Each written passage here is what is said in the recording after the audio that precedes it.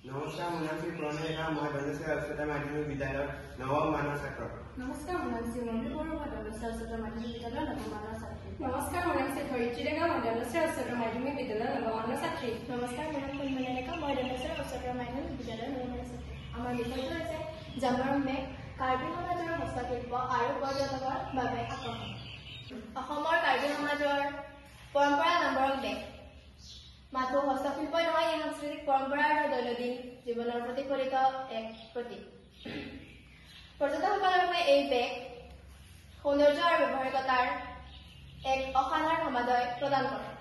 ইয়াৰ বিশেষত্ব হাতৰ বুনন, মহিলাসকলে ইয়াৰ ৰং আৰু সূতাৰে বনায়। সাংস্কৃতিক নক্সা প্ৰকৃতিৰ জনজীৱন আৰু পৰম্পৰাগত বিশ্বাসৰ গল্পসমূহ বেগত প্ৰতিফলিত হয়। অদ্বিতীয় আৰু অস্থায়ী প্ৰতিটো বেগ অনলাইন ব্যৱস্থাই আৰু ব্যৱহাৰ কৰিছে। জামৰ মেঘৰ নক্সা আৰু আকাৰক ধৰি এই বেগটি দৈনন্দিন জীৱনতো বহুমুখী ব্যৱহাৰ কৰিব পাৰি। বস্ত্ৰ, লেপটপ বা সামগ্ৰী আমি মহাবৃহৎ ভ্ৰমণ বা দৈনন্দিন জীৱনত আমি ব্যৱহাৰ কৰিব পাৰোঁ।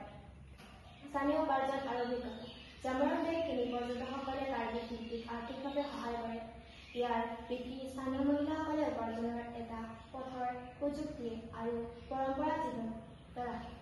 হাতত কাম কৰি তৈয়াৰ কৰা বেগ কিনি পৰ্যটকসকলে স্থানীয় কাৰ্বি সাংস্কৃতিক অনুভৱ কৰিব পাৰে। গোলকীয় নক্সা আৰু ডিজাইন পৰ্যটকসকলৰ বাবে স্মৃতি বস্তু হিচাপে স্থানীয় আৰু হস্তশিল্প এক জ্বলন্ত উদাহৰণ।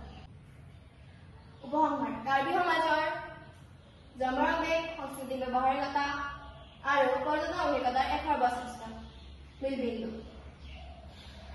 পৰ্যটকসকলে ইয়াত কিনি পৰম্পৰা অনুভৱ কৰিব পাৰে, স্থানীয় শিল্পী সহায় কৰিব পাৰে আৰু স্মৃতিৰ এক বিশেষত্ব বস্তু ঘৰলৈ যাব পাৰে।